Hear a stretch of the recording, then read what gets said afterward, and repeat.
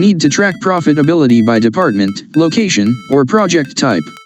Tags, also called classes or categories, are your secret weapon for detailed reporting. Welcome back to Guide with Samuel. First, turn on the feature. Go to Settings, Account and Settings, Advanced. Turn on classes or tags. Now, when you create an invoice, bill, or expense, you will see a new field to assign a class or tag. Be consistent. Then, run reports like profit and loss by class to see the performance of each segment. My crucial pro tip: keep your list short and meaningful. Don't create 20 classes on day one. Start with 3 to 5 broad categories that match how you actually review your business, example retail, services, online. You can always add more. Gain crystal clear insight into which parts of your business are truly making money.